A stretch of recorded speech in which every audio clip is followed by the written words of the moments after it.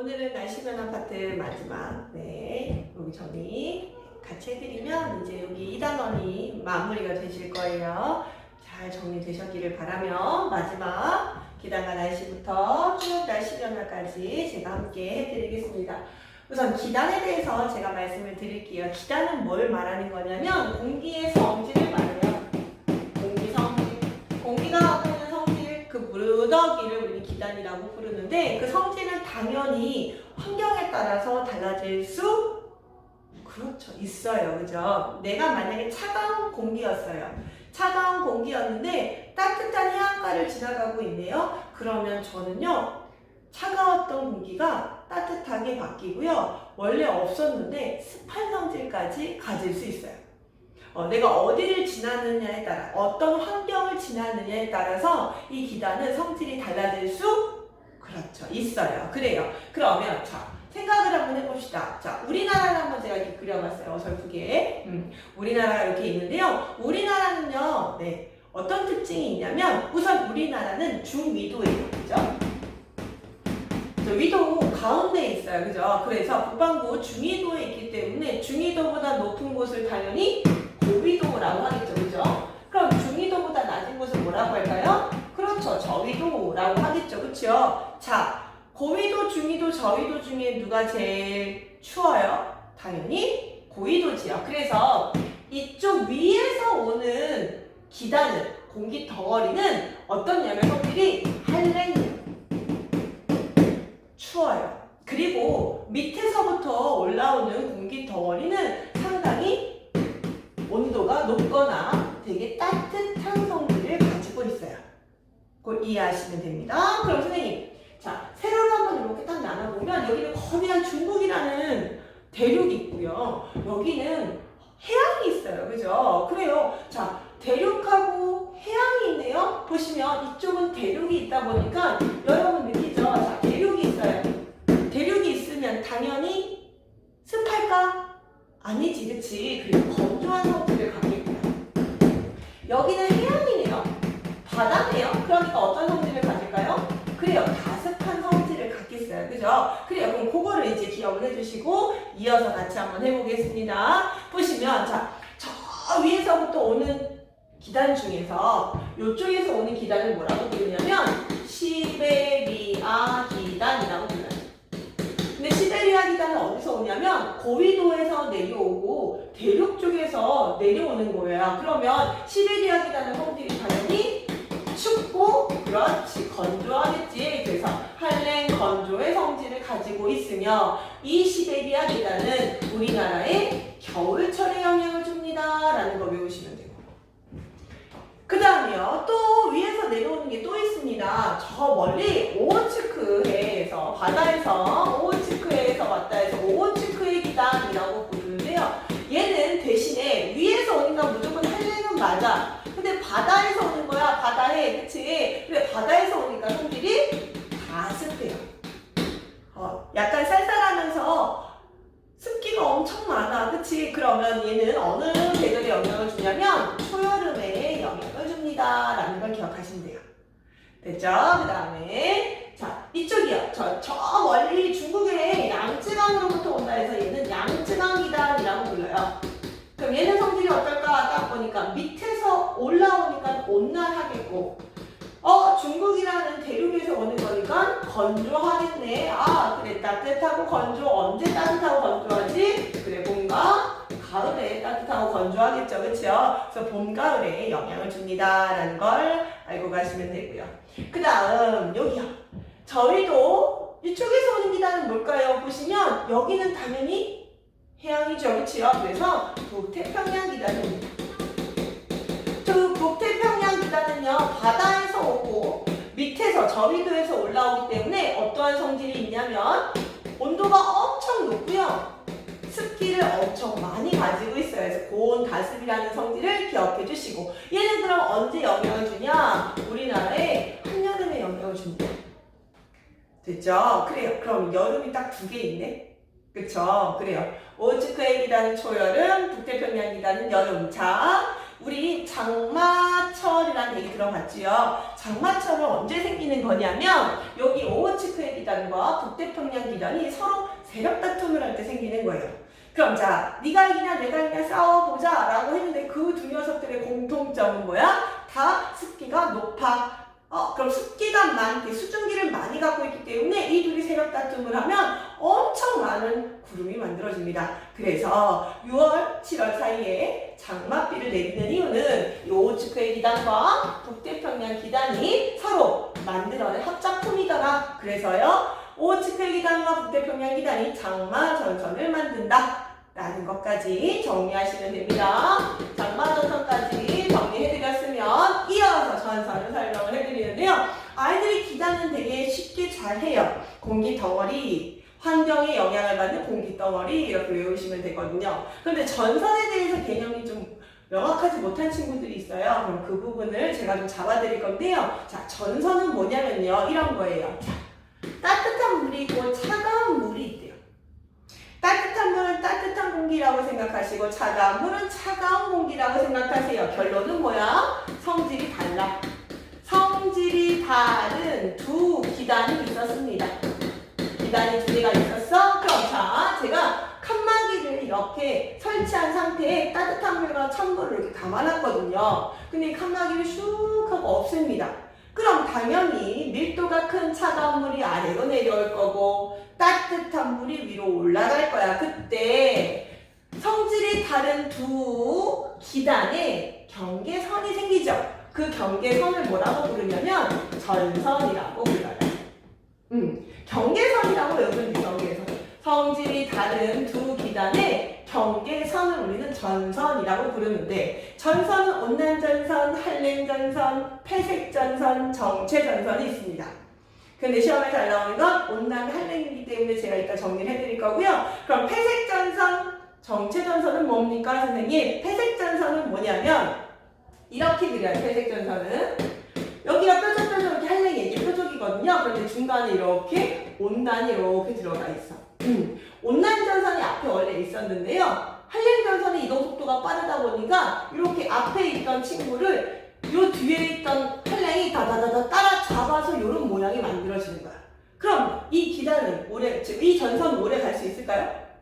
온난전선이 있었는데 뒤에 한랭전선이 따라와서 온난전선을 잡았어. 그럼 당연히 오래 갈 수? 그렇죠. 없죠. 그래서 폐색전선. 오케이. 그 다음 정체전선은 뭐냐면 잡은 게 아니라요. 두 기단의 세력이 되게 비슷해. 뾰족뾰족은 요쪽 면에 그리고 둥글둥글은 이렇게 아랫면에 존재하면서 두 기단의 세력이 되게 두 전선의 세력이 비슷해. 그러면 한 곳에 오랫동안 머물거든요. 그래서 정체전선.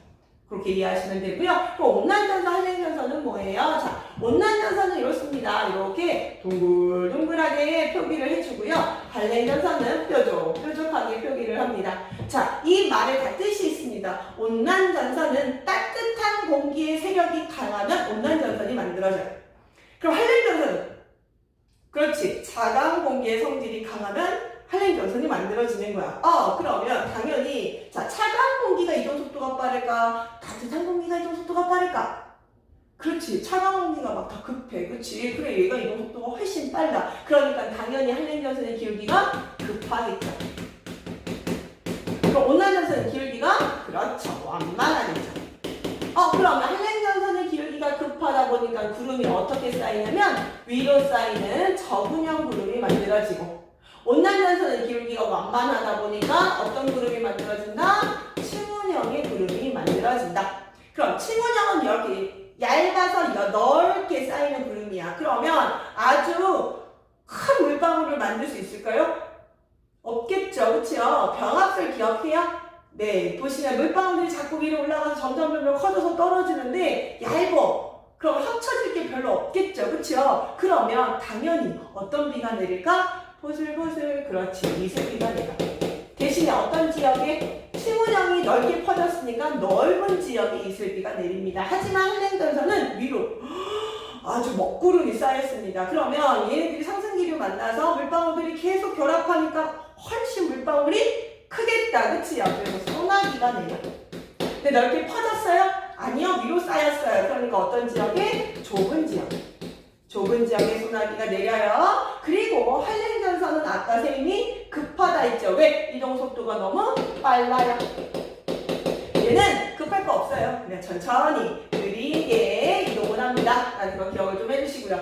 그럼 자, 온난전선은 따뜻한 공기의 세력이 강하다라고 아까 말씀드렸죠. 따라서 기온이 어떻다면 높아져요. 그럼 기온이 높아. 그럼 따뜻한 공기가 많아. 따뜻한 공기는 상승하려는 성질이 있을까? 하강하려는 성질이 있을까?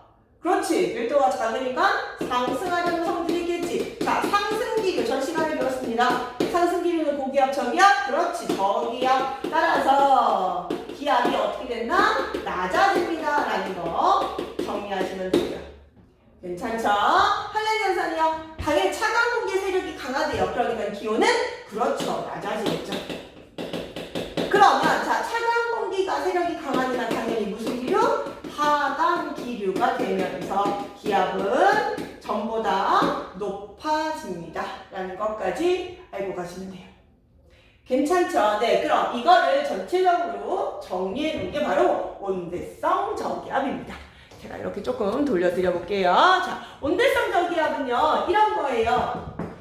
차가운 공기, 따뜻한 공기, 차가운 공기. 자, 온대성 저기압은 온대지방에서 주로 잘 발생하는 기압을 우리 온대성 저기압이라고 부르거든요. 근데 온대성 저기압은 항상 두 전선을 이렇게 동반을 해요. 어떤 전선을 동반시키냐면 한랭전선하고 그렇지, 온난전선이 같이 들어옵니다. 오케이, 그러면 한랭하고 온난이 같이 오는데 얘네들이 어떠한 성질이 있는지를 여기서 정확하게 파악하시고 적용을 시키시면 됩니다. 자, 어떻게 하는지 한번 보실게요. 보시면 자, 찬 공기가 따뜻한 공기한테 다가옵니다. 근데 얘가 세력이 너무 센 거야. 세력이 세. 얘가 엄청 큰 덩어리가 따뜻한 공기한테 오는데 얘가 어떻게 오냐면 훅 하고 파고 들어옵니다. 그럼 따뜻한 공기는 놀라겠네? 그래서 화들짝 놀라서 얘들이 위로 크게 상승합니다. 이렇게 차가운 공기가 강하면 갑자기 파고들어 따뜻한 공기가 갑자기 위로 올라가니까 당연히 위로 수직으로 발달하는 구름이 만들어지겠죠. 이 전선이 바로 무슨 전선이냐면 뾰족 무슨 전선? 그렇죠. 한랭전선이 되겠습니다. 한랭전선의 특징은 기울기가 상당히 급하며 그리고 무슨 구름? 저근형 구름이 만들어지며 무슨 비? 소나기가 내려. 그럼 자, 특징 한번 봅시다. A 지역이 있어요. 여기 지역. 그리고 찬 공기가 없고 따뜻한 공기가 있는 B 지역이 이렇게 있습니다. 그럼 얘는 어디에 비를 뿌리냐면 별표 A 지역에 비를 뿌립니다. 자, 보시면 뾰족 이렇게 그린 부분을 전선 앞면이라고 부르고요. 아무것도 안 그린 부분을 전선 뒷면이라고 부르는데 한랭전선의 특징은 전선 뒷면에 비를 뿌리는 특징이 있습니다. 따라서 A라는 지역에는 소나기가 내릴 것이며 그 소나기가 아주 일부 지역에 좁은 지역에서 내리겠습니다. 라는 거 기억해 주시고 기온이 떨어진다 라는 거 알고 가시면 됩니다. 그럼 선생님 얘는 도대체 뭐예요? 자, 이 찬 공기는 지나가는 공기예요. 그럼 세력이 강할까? 그렇죠. 약하겠죠. 세력이. 그렇지. 그러면 세력이 약한 이 찬 공기를 이 따뜻한 공기가 짓밟고 올라갑니다. 얘를 짓밟고 올라가는 건데 굳이 빨리 올라갈 필요가 있을까? 없겠지. 그치? 그래서 짓밟고 그냥 천천히 세워라 내워라 세워라 내워라 올라갑니다. 이 전선을 그래서 무슨 전선이라 부르냐면 온난전선이라고 부르고 자, 얘들 서서히 올라가는데 급격하게 올라가지 않고 서서히 올라가는데 그럼 상승기류가 강하지 않아 약해. 그러니까 옆으로 퍼지는 무슨 구름이 만들어지는 거야? 층운형이 만들어지는 거야. 그러면 이 온난전선은 B하고 요 C 지역 중에서 어디에 이슬비를 뿌리냐면 C 지역. 본인 전선 어느 부분? 그려져 있는 부분이니까 앞부분. 본인 전선 앞부분에 무슨 비를 뿌린다고? 이슬비를 뿌린다. 그걸 기억하시면 돼요. 그래서 기억하시게 한랭전선은 본인 전선 뒷부분에 소나기를 뿌리며 온난전선은 본인 전선 앞부분에 이슬비를 내리게 한다. 그 개념을 기억하시고 거기에 바로 적용하시면 돼요. 자, A, B, C 다음 중 A 지역의 날씨를 예상하세요. 제 일기도예요. 예상하세요 라고 하면 예상하실 줄 알아야 돼. 자, A 지역은요. 자, 무슨 전선의 영향을 받죠? 자, 여기 앞에 뾰족 이렇게 한랭전선이 있네요. 한랭전선은 뒤쪽에 영향을 준다고, 앞쪽에 영향을 준다고? 그렇지. 뒤쪽에 영향을 준다고. 그럼 느낌 딱 오네. 그치? 아, A는 무슨 비? 그렇지. 소나기. 아, 얘는 한랭전선이 영향을 받아서 강수는 소나기가 내릴 거야. 왜 소나기가 내리냐고? 구름이 무슨 비니까요? 그렇죠. 적은형이니까요. 구름이 적은형으로 만들어졌기 때문에 소나기가 내리고 어떤 지역에? 좁은 지역에 내린다라는 걸 좀 기억을 좀 해주십니다. 그럼 선생님, B하고 C 중에서 누가 이슬비가 와요? 그래요. 이슬비는 무슨 전선의 영향이었어요? 그래요. 온난전선의 영향이었죠. 근데 온난전선은 뒤쪽에 뿌려요? 앞쪽에 뿌려요? 그렇죠. 앞쪽에 뿌리죠. 그렇죠? 그래서 앞쪽이 B하고 C 중에 어디예요? 그래요. C예요. 그렇죠? 그래서 이 C의 지역은 강수가 이슬비를 내린다라는 거 기억을 좀 해주시고, 구름은 어떤 구름이 만들어진다? 층운형이 만들어진다 라는 걸 기억을 좀 해주시면 됩니다. 그럼 이제 질문해야지. 그럼 선생님 B는요? 맞아요. B는요. 자, 저기압이죠. 저기압은 비 내리죠. 근데 B는 아무런 비가 내리지 않는 맑은 날씨. 이거 시험에 잘 나와. 두 전선의 영향을 받지 않아요. 두 전선의 영향을 받지 않아서 어떤 날씨냐면 맑은 날씨입니다 라는 거를 좀 기억을 좀 해주시고요. 그럼 선생님, 얘는 바람이 도대체 어떻게 부나요? 자, 생각해보자. 우리 저 시간에 배웠어요. 저기압이면 하강기류야, 상승기류예요? 그렇지, 상승기류죠. 그치요? 그럼 내가 엄지손가락 어떻게 하랬죠? 오른손에 엄지손가락을 싹 들으라고 했어요. 그쵸? 그럼 상승기류 잡으시고 감으세요. 그럼 무슨 방향이야? 시계 방향이야? 반시계 방향이야? 그래요. 반시계 방향이지요. 그럼 반시계 방향으로 들어와야 돼요? 나가야 돼요? 지표면에 공기가 홀라당 도망갔어요. 그러면 반시계 방향으로 불어들어? 그렇지, 와야겠죠. 반시계 방향으로 이렇게 불어 들어옵니다. 이렇게 들어옵니다. 그러면 자, 이럴 필요 없어요. 이 바람을 읽으시면 돼요. 반시계 방향으로 그리시고 바람을 읽으세요. 자, 어떻게 읽으시냐면 여기에다 이렇게 방위선을 가운데다 이렇게 그리세요. 바람의 방향 쓰시고 가운데다 방위선 그리시고 시작점을 읽으시는 거야. 바람의 시작점. 바람이 끝나는 점을 읽으시는 게 아니라 바람의 시작점. 바람의 시작점을 딱 보니까요. 자, 위쪽이네요. 위쪽이면 북쪽이죠. 그쵸? 그리고 여기는 어디예요? 서쪽이죠. 그쵸? 아, 그럼 얘는 무슨 풍이 불었다? 북서풍이 불었다. 아, 현재 얘는 북서풍이 불고 있구나. 가운데다 이렇게 그리세요. 이렇게 그리시고 나서 읽으시면 돼요. 바람의 시작점을 이렇게 읽으십니다. 자, 아래쪽이네요. 남쪽이고, 이번에는 여기 서쪽이네. 그치? 그래서 얘는 무슨 풍이야? 그래요. 남서풍이야. 남서풍. 그럼 마지막이야. 얘도 마찬가지로 가운데다 방위선을 이렇게 그려보세요. 그럼 여기는 어느 쪽이야? 남쪽이죠. 여기는 어느 쪽인데? 동쪽이네. 그럼 얘는 무슨 풍이 분다? 남동풍이 분다라는 거. 그래서 바람이 현재 A는 북서풍, B는 남서풍, C는 남동풍이 분다라는 거 기억해 주시고, 이제 하나만 더. 마지막이야. 얘네들은요, 자, 우리나라는요, 어디에 있냐면, 우리나라는 중위도에 있지요. 그죠? 그래요. 우리나라가 살고 있는 위도는 무슨 풍의 전체적인 흐름을 받냐면, 편서풍의 전체적인 흐름을 받습니다. 편서풍은 모든 바람의 기준이 서에서 동이야. 서에서 동. 그러면 이 기단들이 다 어떻게 움직이냐면, 서에서 동으로 움직입니다. 그럼 기단을 움직이는데 전선은 가만히 있나요? 가만히 없겠죠. 그죠? 같이 움직이겠죠? 왜 경계선이라 했잖아요. 경계선. 그치? 그래서 전선도 같이 움직입니다. 어디서 어디? 서에서 동. 그럼 자, 시험 문제. B는 지금 현재 무슨 날씨? 옳지. 맑은 날씨. 그런데 예상을 하래 또. B가 시간이 지난 후에 어떻게 날씨가 변할 건지 예상해서 쓰세요 라는 말이 나와요. 그럼 어떻게 하시냐면, 자, 요 기단 보이시죠? 요 기단, 요 전선이 서에서 동으로 한번 이동합니다. 여기가 서쪽이죠? 여기가 동쪽이죠? 요것들이 서에서 동으로 이렇게 이동을 합니다. 그러면 뾰족뾰족이 여기 와 있는 거야. 현재 두 전선에 아무런 영향을 받지 않았어. 그런데 이 뾰족뾰족이 서에서 동쪽으로 이렇게 이동을 하니까 얘는 한랭전선의 뒤쪽이 돼버리네요. 그럼 그러면 무슨 전선이 영향을 받아? 당연히 그렇죠. 한랭 전선이 영향을 받아. 그럼 느낌 딱 오죠? 현재는 맑은 날씨입니다. 하지만 시간이 지나면 얘는 소나기가 내릴 겁니다. 무슨 전선의 영향을 받아? 한랭 전선의 영향을 받아. 괜찮죠? 그럼 또 하나, C요.